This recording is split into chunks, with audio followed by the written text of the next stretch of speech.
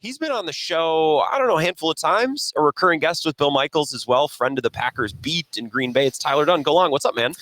Great to see you, Great Grant. to see you man, too. I've heard the angelic voice of yours many times, and to now hang out with you in the flesh. You got a nice mustache. I must say, I'm thinking about going the mustache route. Looking at you right now. Why not? Let's bring it back. Yeah. Well, if the wife is okay with it, if my mother's okay with it, that's kind of the defining factor, you know. I've kind of done a 180 on that thinking. I think it's good to keep our wives on their toes. You know, they'll adapt. Maybe when I come back home, I just go mustache. just walk into the door and just scare my entire family and make them react. They'll adjust.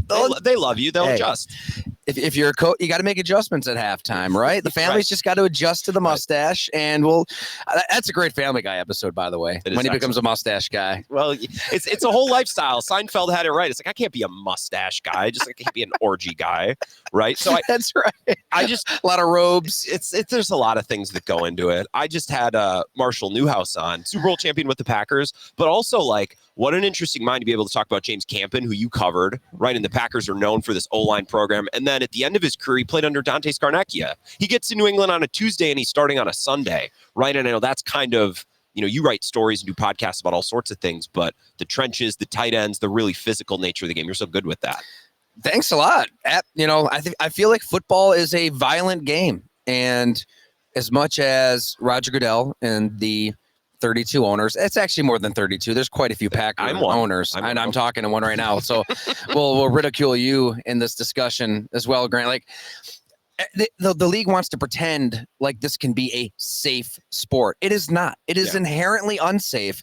And guess what? That's why we're looking around at Radio Row, seeing all these celebrities. It's why the NFL is this multi-billion-dollar core. It's why everybody watches. It's why you don't turn your face away when you see a car wreck. I mean, we are attracted to the physicality. And guess what? That's okay. Yeah. Right?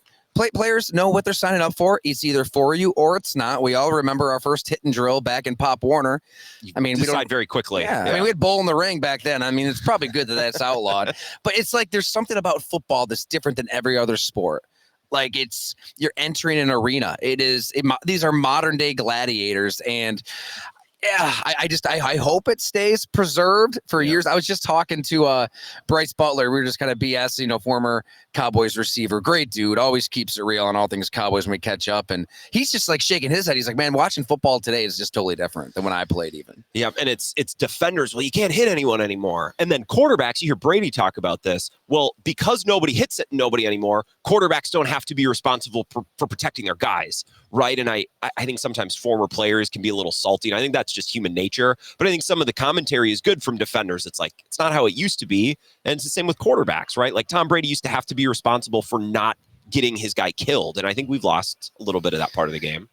Yeah, that's a great point. And I'm not going to sit here and act like, an old curmudgeon that wants players decapitated over the middle of the field. I just think that the league should live in reality and own its violence, right? Just own it. Be honest with us. Yeah. Don't tell us you're for player safety and push for another regular season game. Yeah. I mean, it's patently absurd that they're doing that, but follow the money. It's going to lead to more revenue. Everybody will get on board eventually, even the PA, you would assume.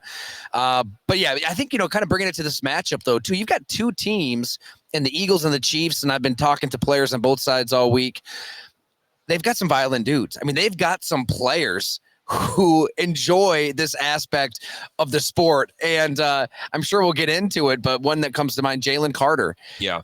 Bob McGinn has his draft series at Go Long. If people want to subscribe for that alone, I'm sure a lot of your listeners remember it at the Journal Sentinel. And the scouts and execs did not have kind words to say about Jalen Carter. No.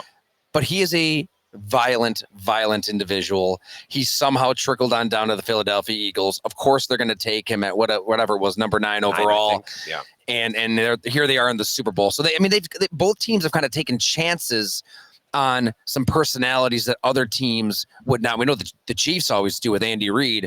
And I live in Buffalo. I'm around the Bills a lot. I get it. Like Brandon Beane calls it the great chemistry experiment with this roster. And they want those bonds and they want good character guys and they want everybody loving each other because that can manifest to the field in a really powerful way. But we saw this problem with some of Ted Thompson's teams. Once in a while, you need to draft an ill-tempered individual. Let's just say that with perhaps a rap sheet. Yeah. Does that mean you want to bring criminals onto your roster? Probably not. Probably not. But you don't need to be terrified of everybody who's ever done anything wrong in college, right? Yep. Guy gets caught with a little pot, whatever. Like that doesn't immediately get him thrown off your draft board. I'm thinking back to covering the team, the Packers, year after year, falling short in the playoffs, Grant, and the defense needed those quote unquote dogs, right? They didn't have enough of those guys. I still think they do. And that was going to be my next question. Like that Packers-Eagles game, Packers were dropping like flies because they were getting crushed. They were taking these big hits. Do you think, when you think back to that game, was that an example of how the Packers lack a little bit of that nastiness, a little bit of that violence? And I guess I was even thinking back to more so when I was on the beat, when you were on from the beat 11 to 15. All the way back. But I still think maybe that could still be true. It is. Yeah. So I think so. I think, look at the secondary, for example. You paid Jair Alexander a hell of a lot of money, one of the richest defensive players in football. There's a lot of good there. I think he's probably a better leader than he gets credit for. Really? I caught up with Sean Ryan this season. We were hanging out at his place across from Lambeau, and he was exceptional. I mean, what a dude. Seems everything like we an love about interesting football. cat. Oh, my God. He is a throwback in every conceivable way. Good mustache, too. The chops. Very good mustache, yes. But he was telling the story of after the Lions lost at Lambeau, he had a really bad game, and he's hanging out in the sauna with Jair afterwards, and he's really struggling with it. And Jair just told him, look, you've got to stay present. I hear that all the time. But he said if you look too far in the past, you'll get depressed. If you look too far into the future, you'll get anxiety. He's like, you really just have to stay in the now and don't go anywhere else. And that really stuck with Sean Ryan. I feel like he's had conversations like that with a lot of players. Okay, that's the good. Yeah. The bad is he doesn't really want to hit anybody on a football field. Yeah. And that's been the case for a while. He's a cover guy. He's a cover corner. And as long as there's blocking and tackling, as long as it's not two-hand touch, you've got to tackle Deebo Samuel in the cold at Lambeau Field Dallas in the Goedert divisional on the round. boundary. I'm just thinking back to the divisional game. Oh, I mean, yeah. Shanahan knew what he was doing. He ran right at Jair Alexander with the bad shoulder on the verge of a contract extension. Yeah, that's right. smart. It's a human game. Like it's diabolical. The Niners knew what they were doing in 2021. So maybe that's a spot where if you're Green Bay, you pay somebody that's going to hit the opposition. Well, and Xavier McKinney, I'm not a scout. I never played the game. I'm not a coach. Xavier McKinney was a guy who created turnovers, interceptions, I think was a great center fielder and always in the right spot, but he's not going to come over and just crush someone. Like, he's not that type of player. He doesn't have to be, but I think to your point, and maybe the Eagles are a good example, somebody on the defense needs to, like the ball carrier, the wide receiver, the quarterback, they need to be scared of someone possibly just absolutely obliterating them. And I don't know if the Packers necessarily have that guy. Those guys are hard to find. They are. In the college game. It's changed so much. I think they might have that player. I mean, maybe Evan Williams can be that player. I mean, there was a lot to love about his rookie season. Obviously young, learning the position, but instantly just was around the ball a ton. We got dinner on my Green Bay trip. Me, him, and Leroy Butler. It was fascinating to kind of see the Hall of Famer and the rookie kind of swapping stories, really similar rises within the sport. And those instincts that Leroy had are really in Evan Williams. The way he sees the game on a different level. Now, is he going to decleat the opposite? Maybe not, but he'll hit you. Yeah. He's unafraid. So having him healthy start to finish year two with a normal offseason. Remember, these rookies, they go from bowl games to all-star games to pre-combine. It's an absolute show.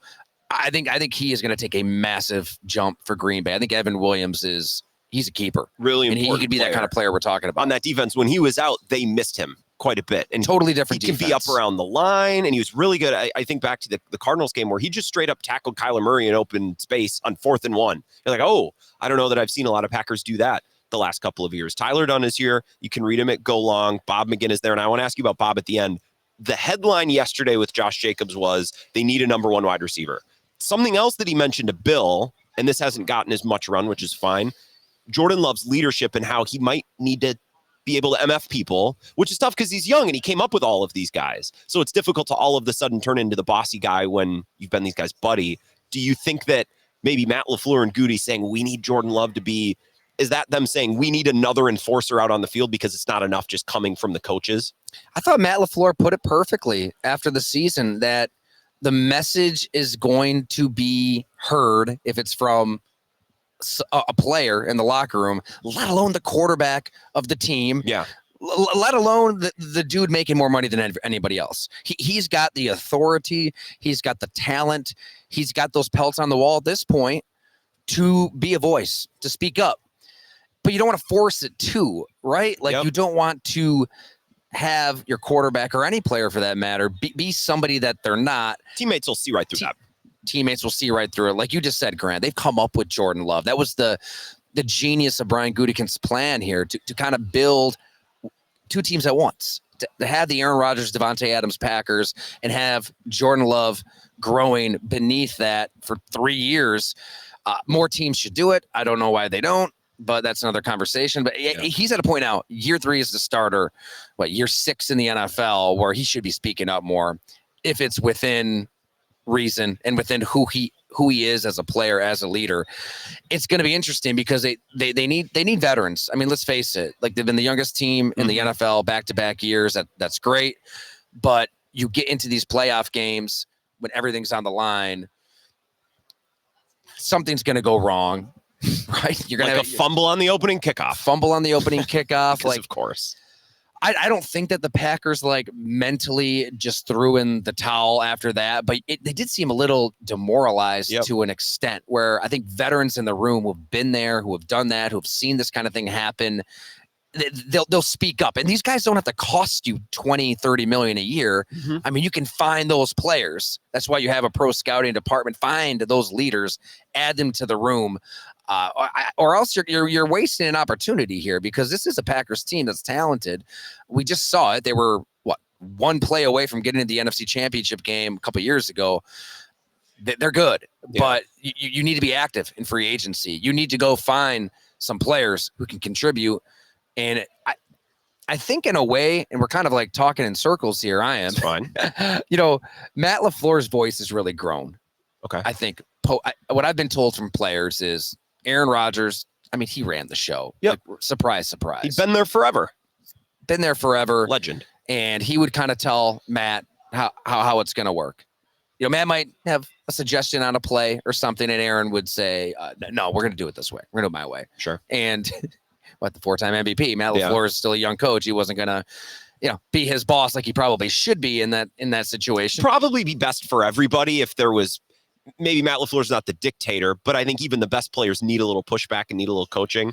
But it's a political thing, too, for a first-time head coach. Yeah, and I think when Aaron Rodgers left, Matt LaFleur stepped into that void, into that vacuum, and became an authoritative voice. He wanted this team to, have some hair on their chest in the playoffs and hit somebody. He wants that physicality. He wants to bring it, and he has spoke up behind the scenes many times. From what I've heard, he'll rip you. Yeah. I mean, this is a coach who will get on those young players. But at some point, you do need veterans who will speak up, right? It's got to come from within. It's got to come from the guys in the locker room, and it's got to be organic. And it should be Jordan Love. I know Josh Allen's older than Jordan Love, but the Bills kind of challenged Allen into this 2024 season to become a leader. He wasn't somebody who liked to speak up. He really wasn't. He just wants to go out there, play with his buddies, run through your face, treat it like backyard football. Farvish. Right. I mean, they trade Stephon Diggs, and that created a vacuum. He stepped up. I think he really did become a leader for that team this year. That was, a 4th and 5 away from being in this game. Yeah, really. Well, and I don't think Matt LaFleur is saying the leadership needs to start with Jordan, or he needs to be the voice. I read that as I'm trying to hammer practice habits and details, and Jordan Love being a supplement to that message would go a long way, right? I don't want these guys, after getting chewed out by the coach at practice, to go back into the locker room and then Jordan Love and everybody's like, oh, could you believe Matt today? Like, no, Jordan needs to kind of continue and add to that message. And I'm interested to see how that goes next year. So you're a go long with Bob McGinn. I got to say, in Matt LaFleur's season-ending presser, it was a little light and it was a little jokey and laughy, which is fine. I don't want LaFleur to, be pissy and whiny just because their season ended in a way that wasn't great. I do kind of miss the Bob McGinns of the world, the traditional beat reporters who aren't there to be your buddy, who are there to push back and get information. I missed him in that setting, and I do like the work that Bob does with you at Go Long quite a bit. I appreciate that, Grant. Thank you. And this may be where I bite my tongue. You know, there are some.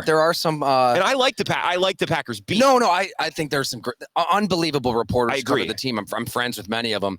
I'm just saying, you know, from a public relations standpoint, there are some teams who may remember a story written in 2019 and not welcome you, not roll out the red carpet. Yeah, 6-7 years later, when we've seen how the quarterback has conducted themselves. And by the way, they know much more that has happened behind the scenes than anything reported in said Bleacher Report story. But yeah, I don't know. I mean, it's to each their own. Teams can credential who they want.